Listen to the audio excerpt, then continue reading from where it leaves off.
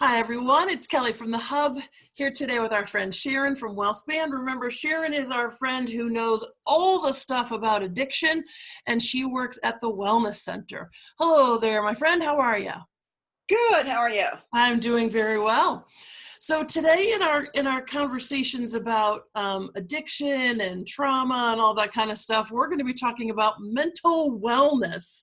And I have to say, I'm ready for some mental wellness. I need it. I need it. So talk to us how about what this means, and in terms of like addiction, like how does this all work? Mental wellness is complex in some ways because it's related to many other things, but it really is about how you take care of yourself mentally, emotionally. What do you do when you're sad, lonely, scared, not knowing what to do? We live in this COVID world right now where there are so many unknowns, and unknowns really cause people a lot of anxiety. What's tomorrow going to bring? Is the school going to close? Is the school going to open?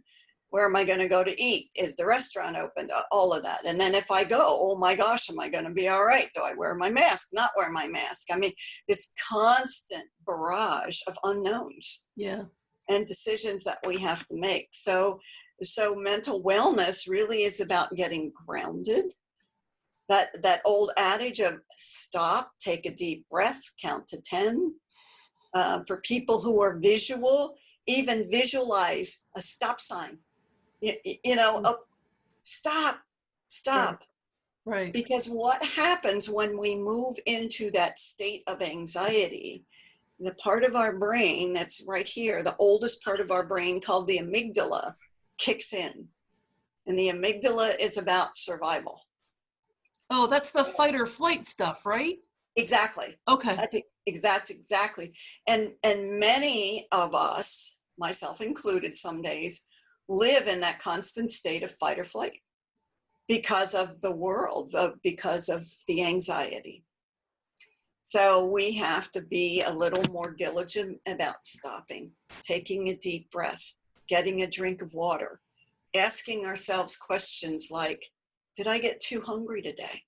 Did I forget to eat? Did I not eat right? One of the things that we often do is go to comfort food, carbs, chocolate.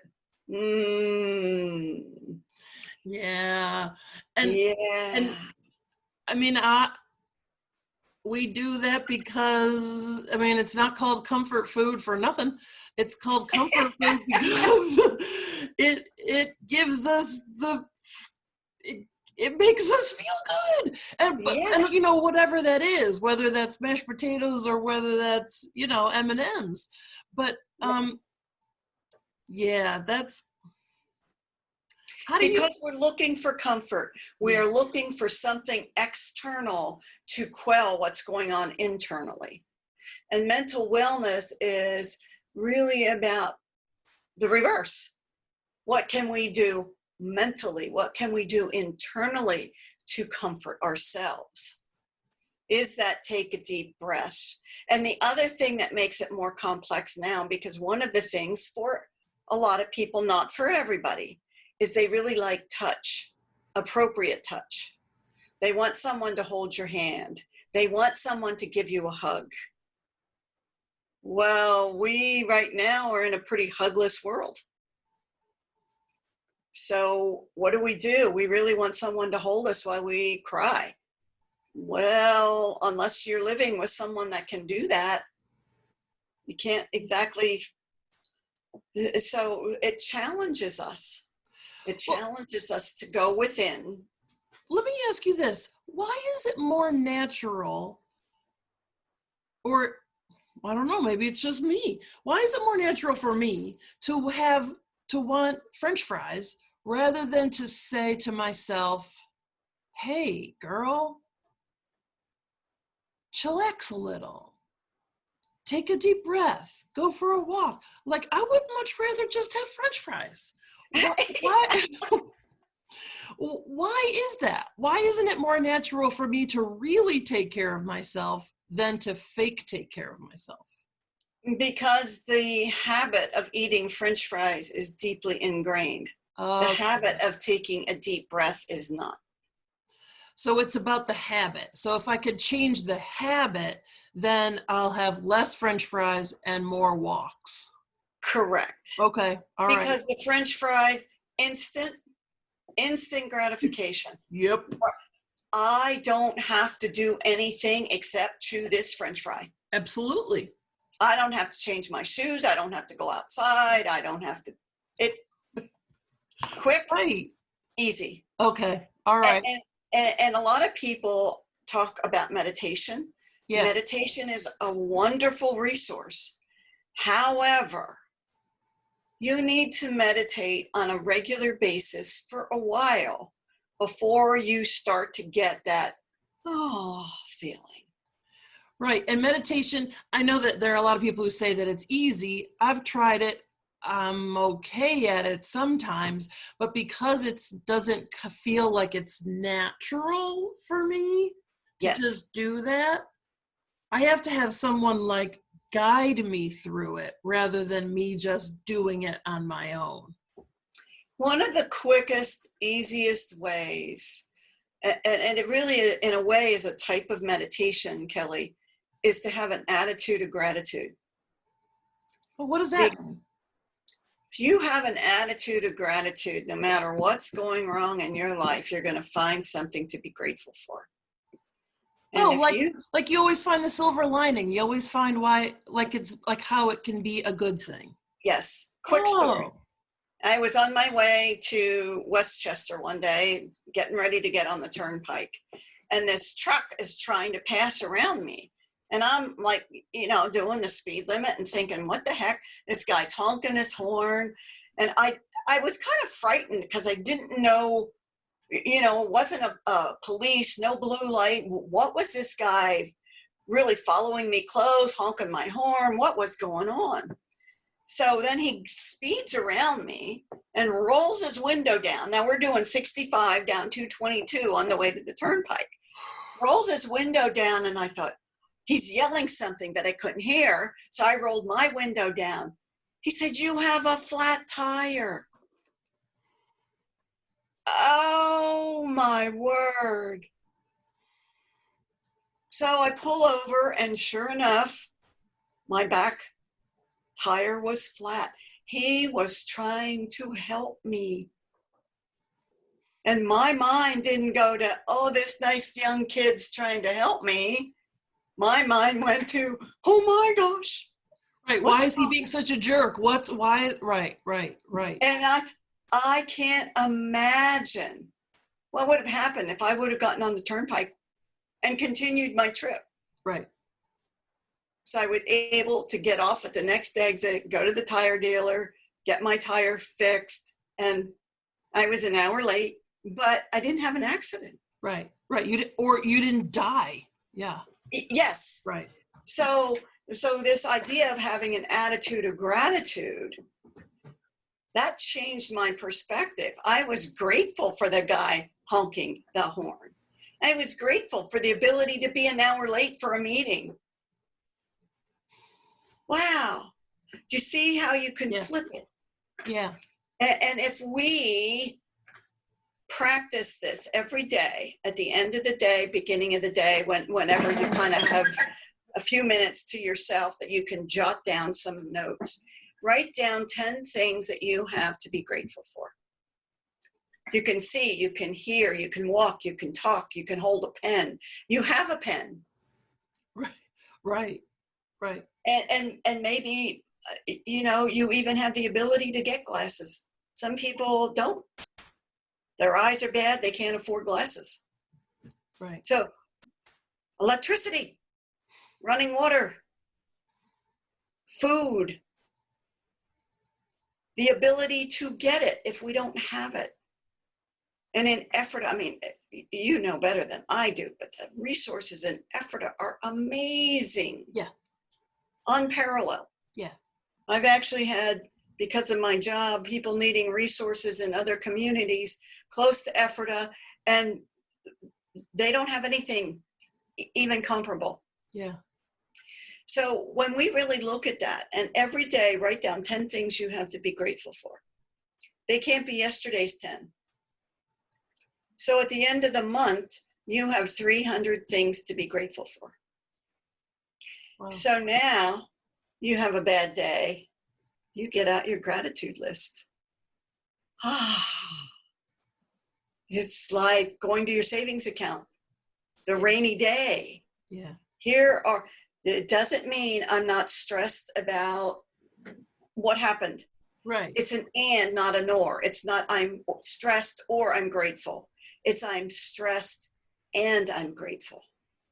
Yes, I have this awful, terrible, terrible thing going on in my life. And I think it's going to last forever. And that's the other thing. When we are in the midst of a crisis, we think it's going to last forever. And if we can use that stop sign, stop, take a deep breath. This is only temporary. Even if it seems like it's going to last forever, it's not forever. Yeah. We act like it is. We think it is. And that causes us to lose hope. One of the signs of mental wellness is having hope. Huh. When people lose hope, they get very depressed. They move into despair. Despair is different than depression. Depression is that funk, and you kind of look at the world all negative. Right. But despair is there's no hope in despair. So what do you need to have hope? And having an attitude of gratitude gives us hope. Yes, if you don't have anything to be grateful for and you say, nothing's going right in my life, go to the park and count the blades of grass. How many are there? How many leaves are falling from the trees? We live in a very abundant universe. And when we live in lack and limitation, we don't feel like we are living in an abundant universe. So we want to start saying, things are really awful. And because the other thing with mental wellness is we feel more empowered. Not totally. I mean, sometimes life circumstances really knock you down. Yeah. No doubt about it. Yeah. Yeah. And the people who can get back up are the ones who are able to overcome being a victim and be empowered. I was victimized. I am not a victim. Very different. My situation victimized me. I lost my job. I lost my house. I was victimized by finances. Right. I am not a victim. Right. I don't have to live the rest of my life suffering because of that incident. Exactly. And that's mental wellness. Having that ability to have hope, to think that tomorrow is going to be better somehow, some way, it's going to be better. And if not tomorrow, the next day. Right. That's hope. Hanging on to hope. And, I know that we all know that this is not easy all the time. It's hard. And that sometimes you can't do it on your own. So whether that you have a person in your life who helps you with that, whether you have a professional who helps you with that, whatever it is, sometimes you need to have somebody else to be like, hey, look. That is, or whatever their attitude is about it. Like, come on, get your face out of that, or whatever it is. That is absolutely, absolutely right on. Yeah. Because one of the things with mental wellness is having a social network, having friends, family, faith community around you to walk with you through your pain, not to fix it for you. Right. Because a lot of times we can't fix what's going on with them. Yep. But we can say, you are not alone. Mhm. And I'll tell you, I personally have people that have walked and are walking with me Mhm. through some really difficult things. Yeah. And that keeps me going. It keeps me stable Mhm. because I don't feel alone. If you feel hopeless and then you feel alone, wow, that's really beginning mental suffering. Yeah. And to stay mentally well, it doesn't mean that you sit around and talk about your problems all day long. Right. I mean, if I sat Right. around and talked about my problems all day long, I mean, you don't have enough here. You want some of mine? Now we'll both be depressed. Right. Right.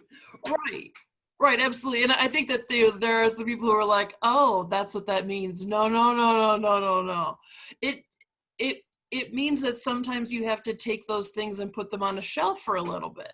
Yeah, And then they, you have to they're, do they're other going to be things. there. Right, they're still going to be there. And then when you can take them off the shelf and then look at them again and have a conversation about them in your head or out loud and Yep, and work through them a little bit. Right. But those that hopelessness can't drive your whole life. right, right. And people can get creative. They can do today Zoom meetings, meet in a park, go for a walk. There are certain restaurants that you can go, wear a mask, go in, sit down, have a cup of coffee, 6 feet apart. It's not the same as hugging and Right. it's still connection. Right. You have to find the way to make it work for you. Yeah. But you need connection. Right. For mental wellness, you need connection. Even people who say, I don't need anybody. But if you talk to them, they have a lot going on that they certainly could have a attitude of gratitude that might help change some of their attitude. I'm trying This to think of a way to say it, yeah. because some people really just spend an awful lot of time wallowing in Yeah. the problem. Well, I mean, and this explains a lot about why during COVID it was pretty hard to find a dog to adopt Yes, or a cat, or whatever your pet is of choice. There are a lot of people who are like, I need something else. I need to be able to get through this. So if I can share, if I can, unload or whatever it is that our relationships are with pets, that's been a way for, I think, a lot of people to connect. it's a wonderful way to connect. It also gives people meaning and purpose. Yep. I am important to this dog. Without me, this dog isn't going to get walked, fed, taken to the vet. Right. My life has value. Yeah. It has value and I'm connected. Yeah. Oh, doesn't mean I understand the craziness in the world. Right. Right. It means I have connection and value. Right. And we've talked about this, in our whole series. This all of addiction stuff is about hope, and all of the addiction stuff is about, and everything else is about baby steps. And finding other ways Yeah. to deal with pain. Yeah. Right. Rather Because, than French fries. Right. yes, Right. yes. Yeah.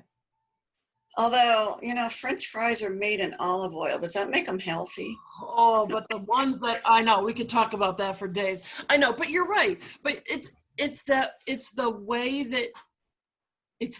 that you cope in Yes. that moment. And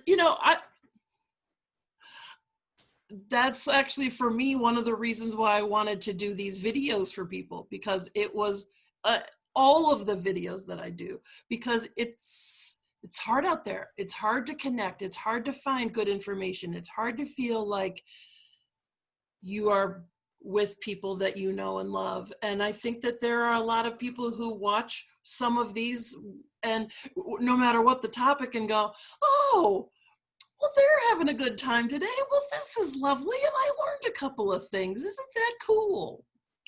Yes. And I think when people can relate too. Yeah. Oh, she's talking about this is what she does. I can relate. Right. I eat French fries too. Yeah.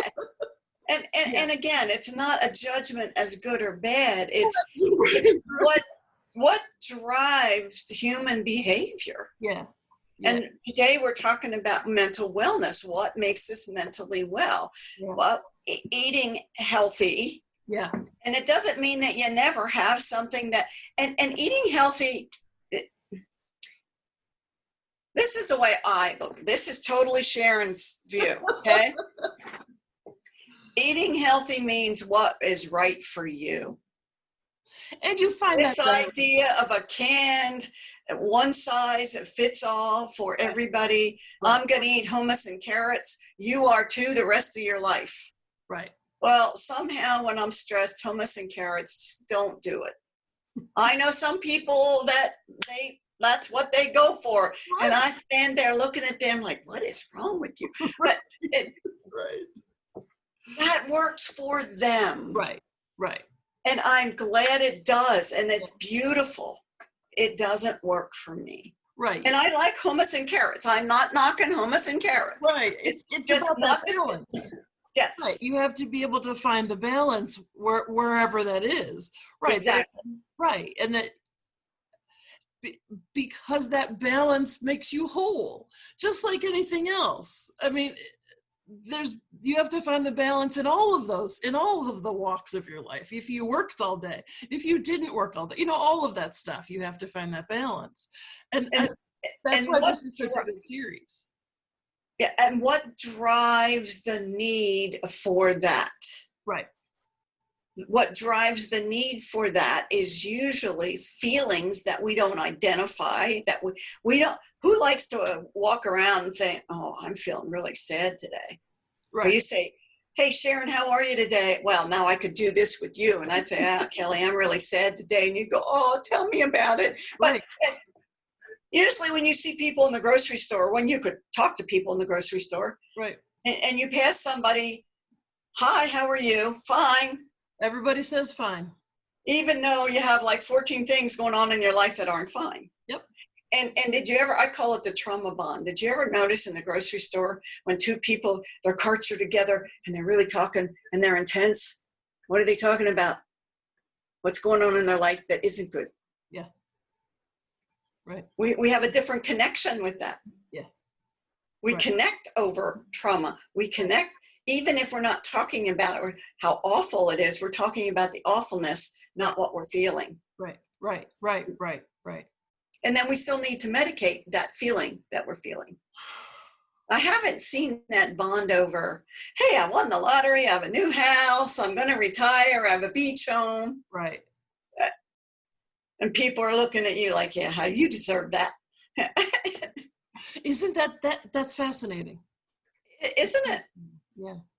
Yeah. And that goes back to this idea of if I feel deprived emotionally, I'm not going to be joyous when somebody gets something that I think would fill that need for me. So then I add jealousy on top of, then I feel guilty for feeling jealous. Now I have to go eat chocolate. I have to. You have to have more because you got to soothe the jealousy and you got to soothe the anger. Exactly. Right. And the sense of deprivation. So if I can have more, it's going to satisfy all of that. Right. Now, in the realm of being mentally well, I can own that. And I can say, I'm really feeling lonely today. And I'm really feeling kind of hopeless because look what she just got because she won the lottery. I tried to play once and the machine was broken. Right. You have to find your own thing. Yes. Yeah. Yes. Yeah. And when you are in balance, you're so right. When you are in balance, you can do things that don't become addictive unless you have the genetic predisposition, Right. or, you know, without a genetic predisposition doesn't mean you'll never become addicted. It just means it takes a little longer. Right. Right. Right. So I'm not saying that if you deal with all your feelings, you'll never want to medicate them, but Right. Right. you move into mental wellness when you have awareness of your feelings and you know how to soothe them, how to get comfort in a way that supports your health and well-being.